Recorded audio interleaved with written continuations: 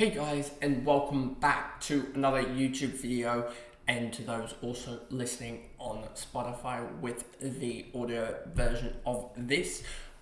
In this video, I'll be going through and sort of giving you a rundown of how I look at teams on the BBL SuperCoach and sort of use filters and stuff, whatnot, to give a gauge on if a player is sort of locked in an 11 or sort of on the verge of an 11. So this is sort of how to find out teams' 11s. So anyway, let's just jump into this video and I will show you guys here. So the first team we'll go through is Adelaide because they're the first one up.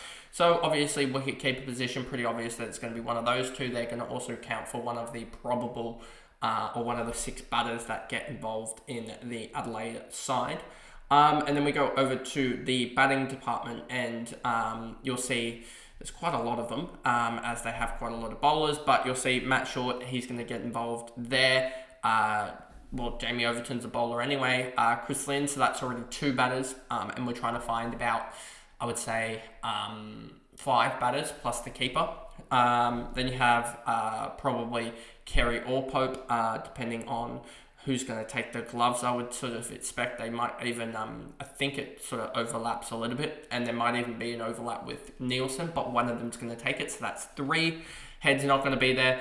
Fabian Allen is a bowler, but anyway, isn't going to be there early on. Darcy Short, probably 4. And then you probably just given off what we have seen from these guys in the past. I think, who do we have for openers? You've got short and short opening, so that probably doesn't mean that... what did Weatherall do last year? 23, 24, average 38. How many games? 6 or so games, or is that's 5 games? How many did Ross play? Ross played like 8. Thomas Kelly played 5, and Baisley played 5 as well. So they sort of all play in and around that 4 or 5 or 6 games out of the 10. So given that, I think I wouldn't be starting any of these guys here unless we get a further indication of it.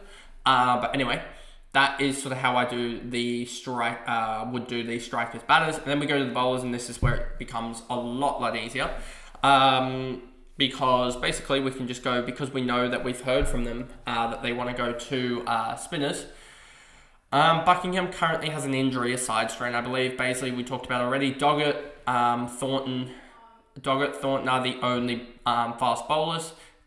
We know that Fabian Allen is missing the first game, and then we know that it's probably going to be Boyce and also Pope. So that means that we've already got there 4 bowlers, and then I kind of expect at that point, if Buckingham doesn't get up, that, and also now with Jamie Overton back bowling, although it was only 4 overs yesterday in that one day, that he and Short will take up that 6th bowler spot, and then that's how they'll run it. They'll run it with a 3-3 split of fast bowlers and spinners, as we know that they have. Tim Payne has said that they will go to a more spin heavy lineup. So then therefore it kind of shows that Baisley probably isn't an option, especially early on. And I suspect that when Allen gets back, they probably will go away from Lloyd Pope, who's probably the more expensive of the 2 bowlers, and they'll probably favour, I think, Fabian Allen, especially because he's, I think he might be a left arm offie. I could be wrong. Let me actually try and search that up for you guys, but I'm pretty sure Fabian Allen is a left arm off spinner.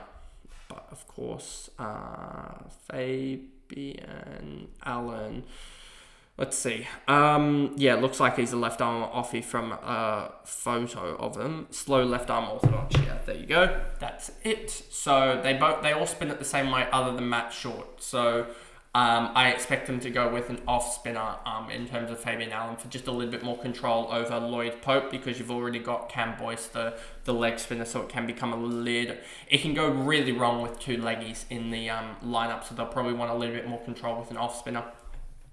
And that's how I sort of view the Adelaide side. So there is a little bit of a worry with Buckingham now, given what I've just said.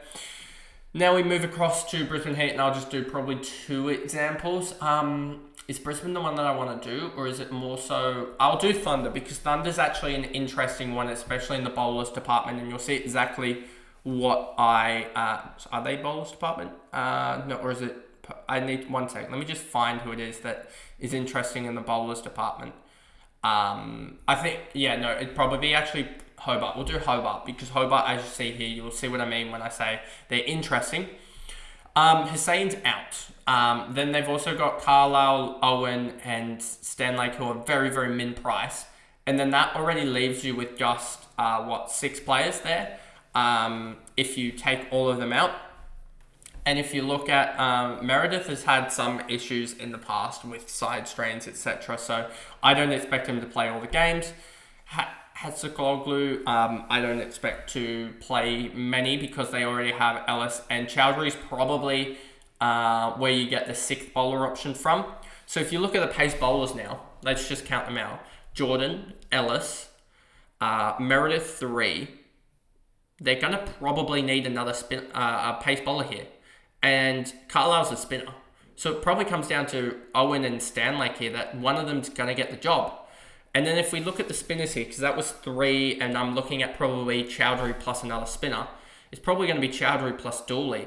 And I don't think they'll go double spin, especially with this. I don't think they'll go 3 spin, 3 pace. Hobart, I don't expect it. They could do, but I don't expect them to line up Hatzoglou, Dooley, and Chowdhury, 3 leggies if I remember correctly. I don't expect them to do that. If I'm remembering Chowdhury right, instead of like a Owen or a Stanlake. So I'm really intrigued about Owen and Stanlake if one of them can get a gig, because that'll be crucial to a lot of cash gen if they can, if one of them can get a link place in the side, because that'll be enable you to sort of have just someone sitting on the sideline here making cash. Can be used in a single just to trade out to then have more cash in, etc. Like one of the thinking is especially for Sam Harper, is that you just go, yep, Sam Harper, and then a couple in the single game week, you just go, oh yeah, Sam Harper, you've played your role, you've done it, you've made 20k cash in, say up to 70k. I'll take that 40k in general now and go down to Jake Doran, etc. Something similar like that, where I know that they'll probably still be playing, but they probably won't have much of an influence on the game comparatively. So, and they'll just be a bench player, these Hobart bowlers, that Hobart fast bowler that gets in. So you probably just want to trade them out for like the Jordans, the Ellises, those, etc. Then we go to the batters here for Hobart, and I'm pretty sure. So you're probably going to have, the thing is, I don't know Shea Hope's schedule yet, and this is why I want to wait off with the reviews yet until I can get those schedules. You got Hope, Wade, Chowdhury, McDermott that are all probably going to play, and then you're probably going to have Tim David and Jewel, I would think. So that's 1, 2, 3, 4, 5, 6. That would probably be all 6, and 3 of them are keepers. So, take of that. But that's probably going to be their order, and I'm guessing that if Hope isn't there, maybe, I don't know whether he's there for the start or the end. Where he's not there, they probably get Mac Wright involved, or potentially even a Wakeham involved there, who could be huge for cash gen if he does get involved early, but I doubt that he does, given that they've got Hope, Wade, and McDermott all there alongside Chowdhury, and it means that also Jack Doran's pretty much a certainty not to play, I would suspect. But anyway, I think that's sort of a short enough video to give you an outline on at least 2 of the sides and how I look how I look at the team to sort of look at their best 11 and work around, as you probably, for most sides, you'll probably want 6 or so batters and 6 or so bowlers in the 11. So you work off that principle and including the keeper in one of the batter slots. And you work off that principle and you get sort of a rough idea of teams that are, how teams are going to line up. Like one of the questions with the Sydney Thunder is probably Hatcher is probably that 12th man, unless we haven't heard anything from Daniel Sams yet about his like injury or whatnot, or because he got injured and put in doubt for the BBL. So we haven't heard anything about that. So I didn't want to go through the Thunder lineup just because there was that sort of concern, and I wasn't 100% in the know about that. But anyway, if you did enjoy the video on YouTube, remember to like and subscribe, turn the notification bell on, and if you are on Spotify, remember to follow me, etc. And I will see you guys in the next video. Bye guys.